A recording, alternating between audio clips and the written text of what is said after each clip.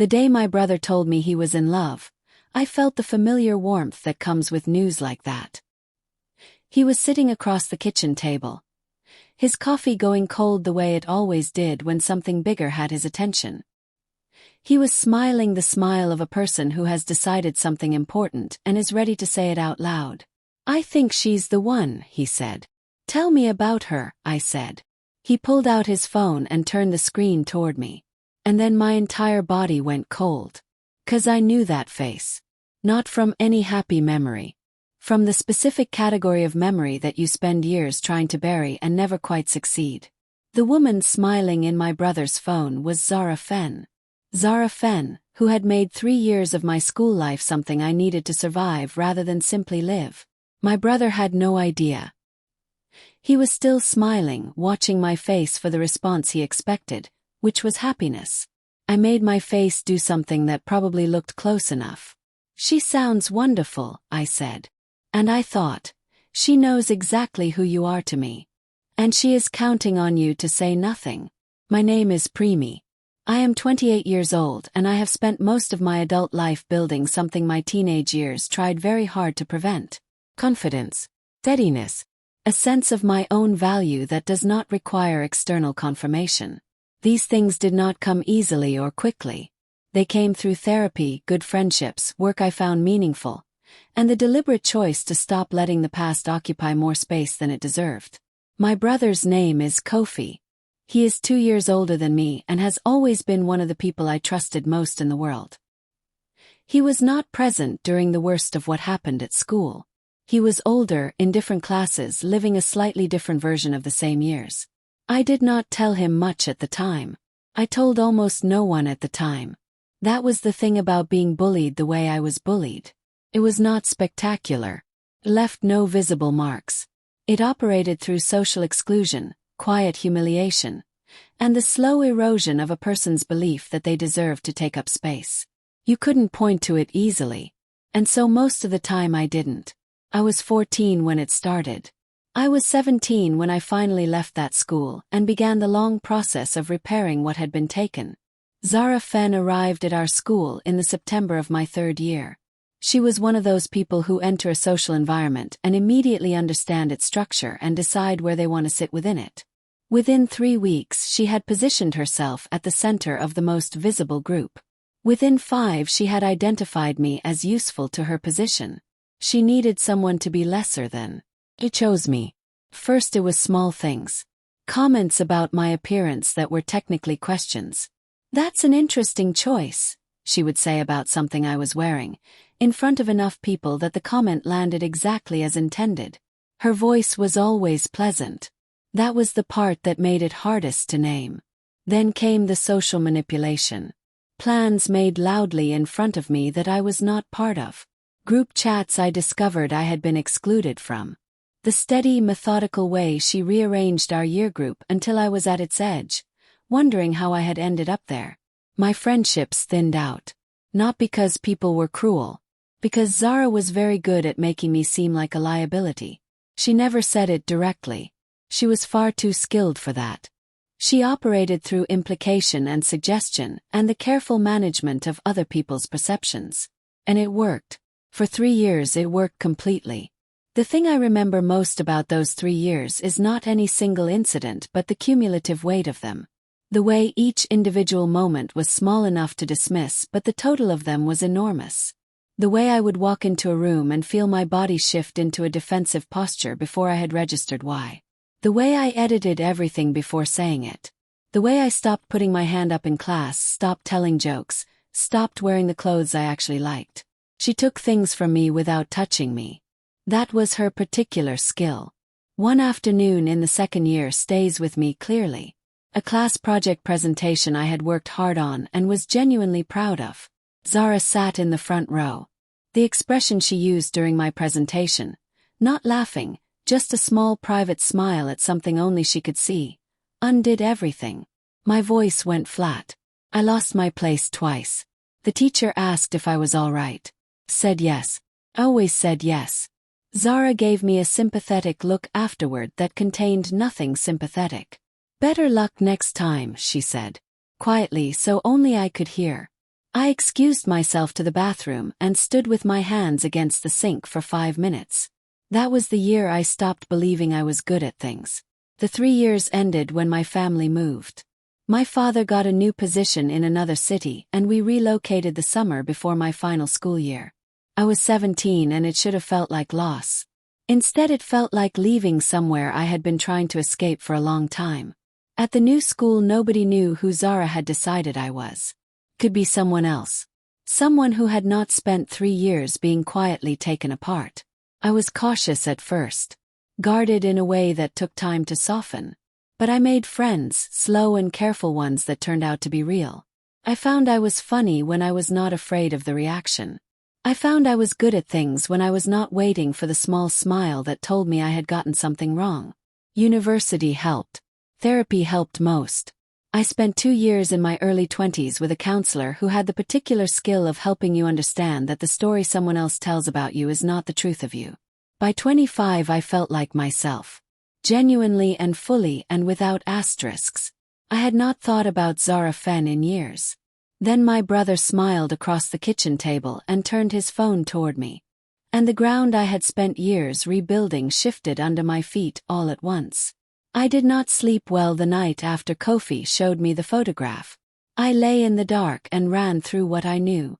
Zara Fenn, who had spent 3 years making me feel barely worth the air I occupied, was apparently dating my brother with the intention of becoming a permanent part of my family. The question keeping me awake was not whether to tell Kofi. I had not decided that yet. The question was simpler and harder. Did she know who I was to him? Kofi and I had different surnames. Our mother had kept her maiden name and given it to me while Kofi carried our father's. We looked alike but not identically. When Zara and I had overlapped, she had not known my family in detail. I was not certain she had connected us at first. But she had looked at my face in his phone and known exactly who I was. And she had smiled. I thought about that smile for a long time. It was not a happy smile. It was the smile of a person making a calculation. By morning I had decided one thing. I was going to meet her in person before deciding anything else. I needed to see her face when we were in the same room. I needed to know what we were actually dealing with. Kofi arranged lunch for the 3 of us 2 weeks later. A small Italian place near his flat. He was visibly nervous in the way of someone who wants 2 important things to like each other and cannot control the outcome. I arrived first. I sat at the table and focused on breathing normally and reminding myself I was 28 years old and this woman had no power over anything in my life anymore. Then she walked in. She looked different. Older and more composed. She had the appearance of someone who had learned to present herself with great care. Everything calibrated for a particular impression. She arrived on Kofi's arm, laughing at something he had said. Her laugh was warm and full and completely convincing. Then she saw me. Her laugh did not flicker. Her expression shifted by perhaps 1 degree into something slightly more careful. She extended her hand across the table. "Primi," she said. "Kofi has told me so much about you." Her voice was warm. As if we were meeting for the first time. I shook her hand. "And me about you," I said. Kofi beamed. Neither of us looked away from the other for 1 second longer than necessary. We both understood exactly what was happening. We were both performing completely different things for the same audience. Lunch lasted 2 hours and I learned several things. Zara had become an exceptionally skilled performer. She was warm and interested and asked questions with the attentiveness that makes people feel genuinely seen. Kofi watched her with the expression of someone who has found something good and is still slightly surprised it is real. The second thing I learned was that she was afraid of me. Not visibly. But managed fear produces specific patterns. She was slightly too attentive to me. She laughed a fraction too readily at small things I said. She referenced Kofi more than necessary, keeping him between us like a shield. She was managing me the way you manage something that could go wrong. The third thing I learned was that she had told Kofi nothing about our past. He could not have sat at that table the way he sat at it if he had known. Kofi wore his feelings plainly. There was no version of him that could have known what she did to me and looked at her the way he was looking at her. Afterward, when Kofi went ahead to the car park, Zara and I had approximately 40 seconds alone. "You look amazing," she said. "Life has clearly been kind." I looked at her steadily. "It has," I said. "I worked very hard for that." She held my gaze for one moment. Then she smiled. Smiled back. Neither smile meant what smiles are supposed to mean. She found me alone 3 days later.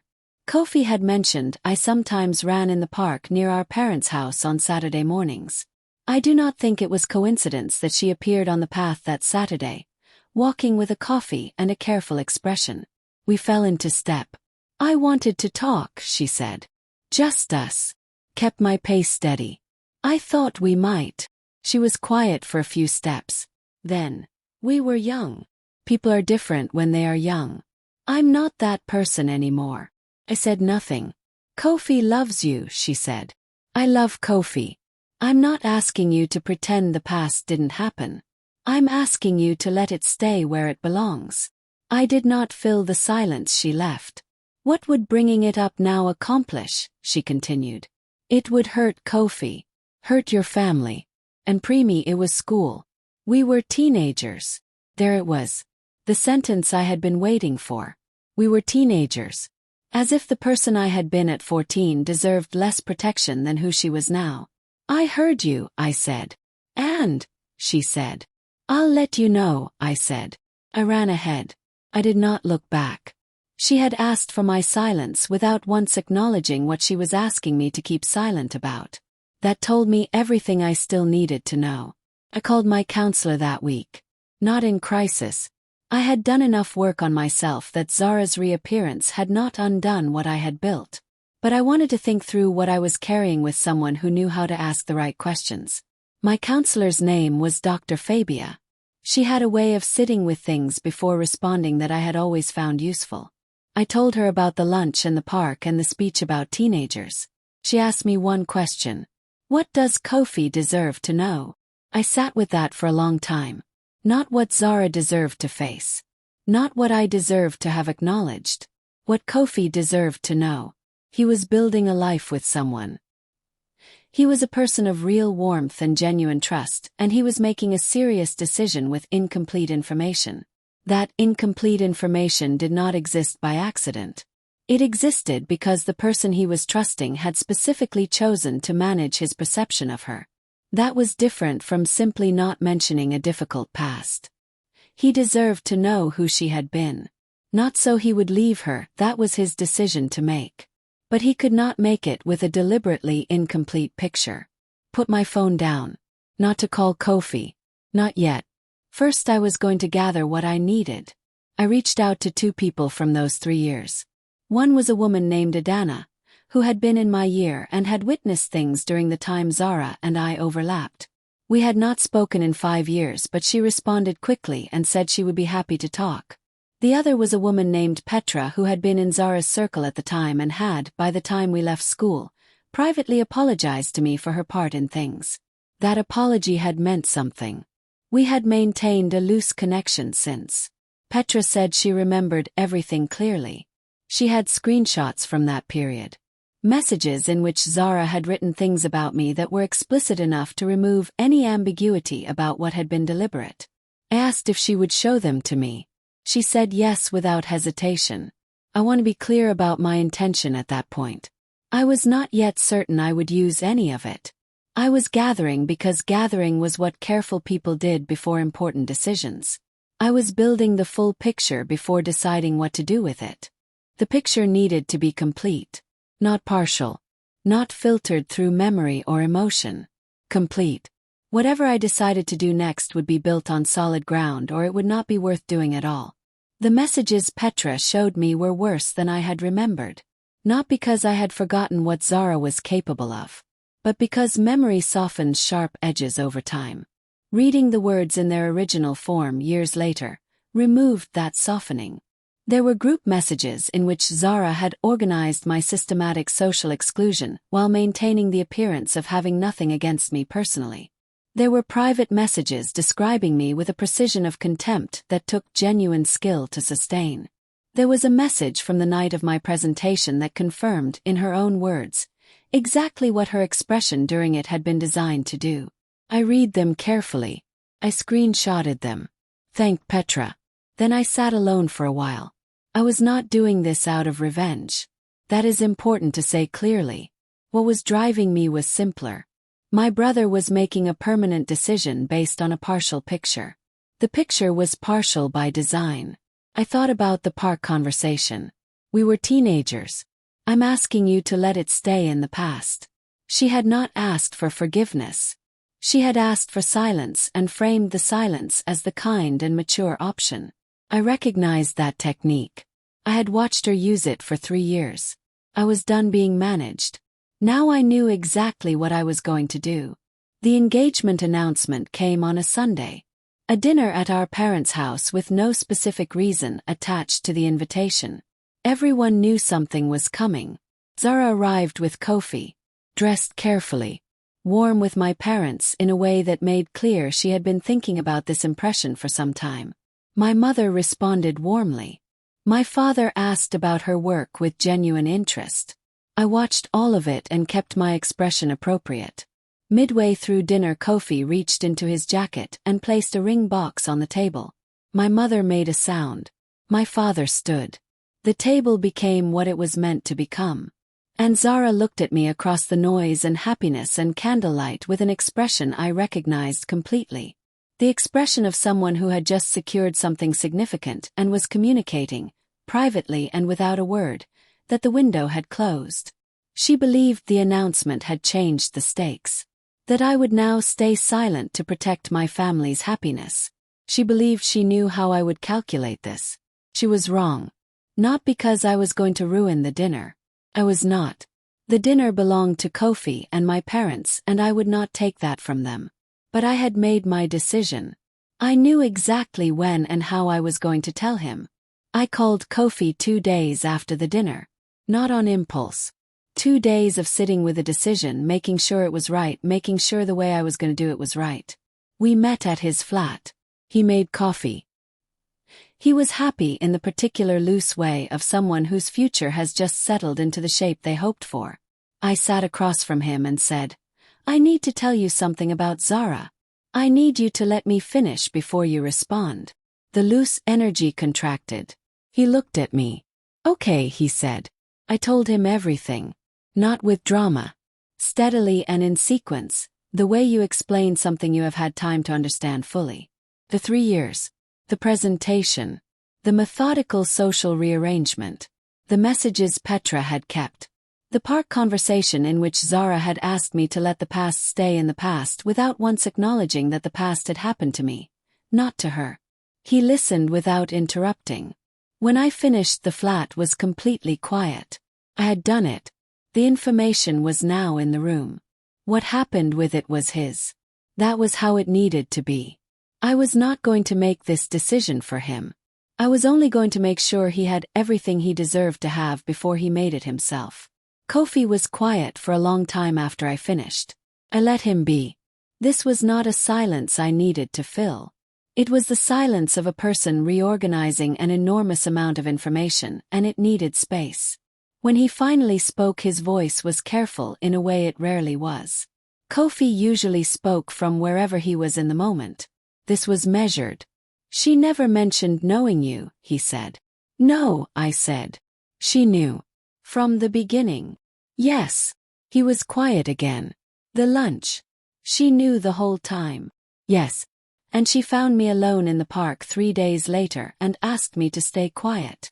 Something crossed his face that I had not seen there before. Not anger yet. Something that precedes anger. The specific expression of a person realizing their trust has been used against them. She didn't apologize, I said. She didn't acknowledge what happened. She asked me to protect her and framed it as me being kind and mature. Show me the messages, he said. I showed him the screenshots. He looked at each one carefully. His jaw was tight. When he handed my phone back, he was silent for almost a minute. Then, I need to talk to her. I know, I said. Take the time you need. I went home. Waited. Whatever came next was his. He called her that evening. He texted me afterward, short, no details. He had spoken to her. He needed a few days to think. He was not angry with me. He said thank you for telling him. That was enough. I did not push. I spent those days in something not quite peace but closer to it than I had expected. I had done the thing I needed to do and done it the right way. The outcome was in Kofi's hands. Zara called me on the second day. I let it ring. She texted instead. The message was long. It said the things I had expected. That I had misrepresented the past. That we had both been teenagers. That I was hurting Kofi. I noticed what was not in the message. There was no real apology. There was acknowledgement dressed as regret. I'm sorry you experienced those years that way. Which is the language of someone who wants credit for addressing something they are not actually addressing. I did not respond. There was nothing I needed to say to her. What needed to be said had already been said to the right person. Her message told me something useful, though. It confirmed that she was still operating from the same position she had always operated from. Managing. Calculating. Framing her interests as other people's responsibilities. Some things, it turned out, do not change. Kofi met Zara in person 4 days after our conversation. He told me about the meeting afterward, the way siblings tell each other things when they need to speak them out loud to make them real. He said he had gone in wanting to hear her side, prepared to listen, even prepared for a version of events that made the 3 years more complicated than they appeared. She told him it was exaggerated, that school memories were unreliable, that I had always been sensitive and had probably experienced things differently than they were intended. He told her he had read the messages. She said they were taken out of context. He asked her to explain the context that made them acceptable. She could not. He told her what bothered him most was not the past. He said he understood that people did things at school they were not proud of later. What bothered him was the park. The deliberate conversation. The calculated request for my silence. She asked you to manage me, he said to me. Like I was a problem in her plan. Yes, I said. That's not someone who has changed, he said. That's someone who has gotten better at not getting caught. He was quiet for a moment. I ended it, he said. I did not feel triumph. I felt something sadder and more complete than triumph. The particular feeling of a truth having finally reached where it belonged. My parents found out gradually. Kofi told them. He felt they deserved to understand why the engagement had ended, and he was not someone who allowed important truths to live unspoken when they needed saying. My mother came to see me 2 days after Kofi had spoken to them. She sat at my kitchen table in the way that mothers sit when they have something large to carry and have come to carry it with you. She asked why I had never told them about those 3 years. I told her honestly. Because I did not have the words for it at the time. Because the thing Zara did was not the kind that is easy to name from inside it. Because by the time I had the words, the years were over and I had started building forward. My mother was quiet. Then. I should have seen it. I should have known something was wrong. I told her there was nothing to see. That was part of what made it what it was. She held my hand across the table. We sat like that for a while. Then she said, I'm glad you told Kofi. I'm glad he listened, I said. Of course he listened, she said. He's your brother. That made me cry more than anything else had in the whole long stretch of this. Not because it was surprising. Because it was exactly the right thing to say. Adana reached out 2 weeks after everything settled. She had sensed something had happened without knowing the details. She sent a message saying she did not need to know what it was but hoped I was all right. I called and told her the short version. She listened without interrupting. When I finished, she said something that has stayed with me. I always knew you were going to be fine. Even during those years. Something in you stayed intact. Could see it. And I think that's why she targeted it. People like her go after things that are still standing. I had never thought about it in those terms. I sat with it.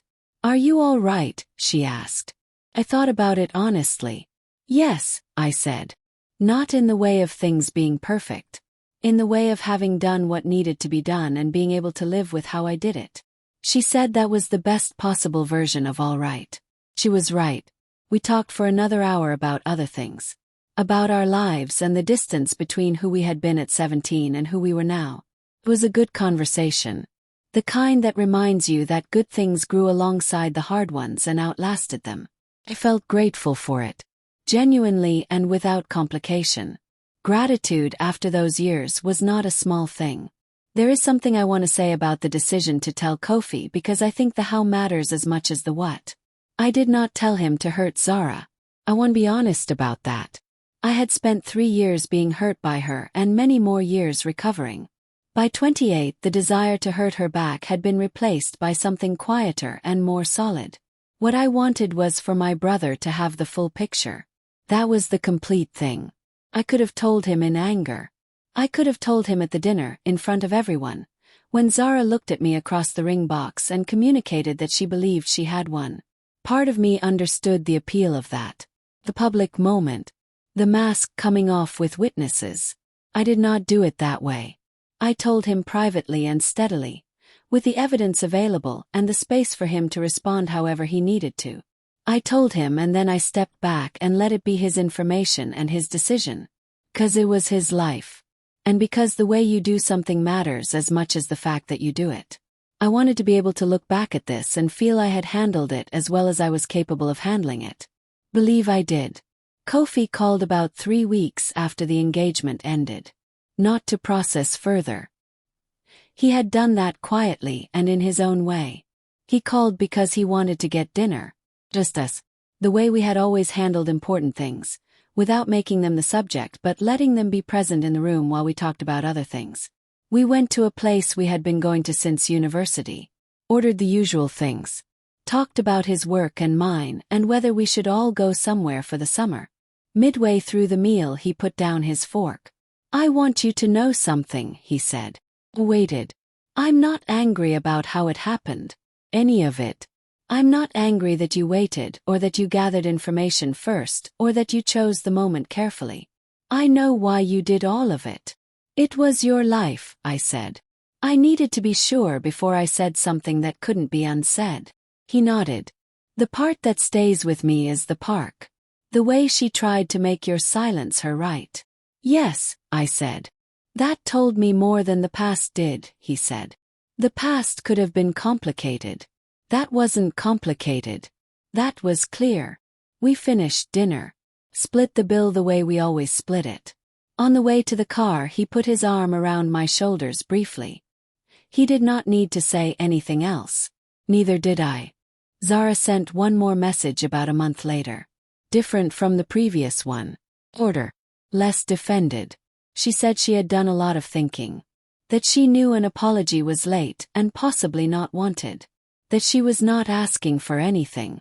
She had been working with a therapist and had begun to understand things about who she had been in school that she had been avoiding for a long time. She said she was genuinely sorry. Not for how things had ended with Kofi. For what she had done to me. I read it 3 times. Then I wrote back. I said I had heard her message. That I was not in a position to offer forgiveness on a timeline she set. That I did not wish her harm. That I hoped the work she described was real and not simply the next version of the management. That time would reveal that more honestly than words would. I sent it and put my phone down. I did not feel anger reading her message. I did not feel satisfaction. I felt something harder to name. The specific tiredness of a thing that has been heavy for a long time and has finally been set down. Not resolution exactly. Something quieter and more honest. The kind of ending that does not arrive with music. The kind that arrives as a long, slow exhale when you realize you are no longer bracing for something. I went back to therapy for a few sessions after everything settled. Not because I was struggling. Because I value having a space to understand things clearly. And what had happened deserved that space. Dr. Fabia asked how I felt about the outcome. I told her honestly. I felt the right thing had been done. Kofi had been given the information he deserved. What happened after was appropriately his. I had not handled every moment perfectly. There had been evenings of doubt, one night when I had almost convinced myself that staying silent was the kinder choice. She asked what moved me past that night. I said, the park conversation. The way Zara had framed silence as kindness when she meant convenience. The specific move of making my protection her entitlement. That clarified it, I said. What did it clarify? Dr. Fabia asked. That she had not changed what mattered, I said. She had become better at the performance. But underneath she still believed other people existed to serve her version of her life. Dr. Fabia wrote something down. And you, she asked. What do you believe now about yourself? Thought about it. That I existed in spite of what she decided about me, I said. Not because of it. She closed her notebook. That, she said quietly, is the whole of it. My brother met someone new about 6 months later. I am not going to tell that story in detail because it is his to tell. What I will say is that she was different from Zara in the way that actually mattered. Not in surface qualities. In the quality of ease she brought into any room. When Kofi introduced us, there was no calculation in her eyes. No management.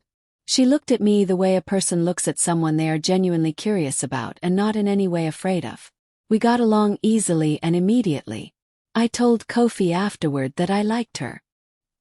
He smiled the smile from the kitchen table, but with something underneath it that had not been there before. A depth that comes from having learned something difficult about trust and choosing to trust again anyway. That is not a small thing. It is perhaps the most deliberate form of courage available to a person. I thought about who I had been at 14. The girl who stopped putting her hand up in class. Who edited everything before she said it. Who stopped wearing the clothes she liked. I thought about what it had taken to rebuild from that and how long it had taken and how the rebuilding was never linear.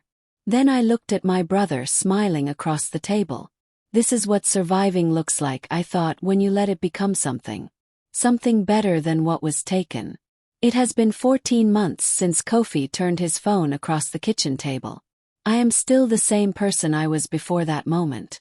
Stories about confronting the past are sometimes told as transformation stories. This is not quite that. I had already done the work of becoming who I was before Zara reappeared. The confrontation did not make me stronger. I was already strong. What it confirmed was that the strength was real and not just a belief I was holding carefully under ideal conditions. Held under pressure. That matters. Zara is out of our lives. I do not follow what her life looks like now. I hope the therapy she mentioned is real. I hope the understanding she described is something she is genuinely building. But that is hers to carry. Not mine. Kofi is happy. My parents are well. I am doing work that I believe in and living a life that is fully mine. And somewhere in my memory there is a girl standing in a school bathroom with her hands against a cold sink, waiting for the 5 minutes to pass before she has to go back out. I want her to know what I know now. She was not what Zara decided she was. She never was. And everything she went through was building toward something the bathroom mirror could not yet show her. The something turned out to be worth it. All of it was worth it.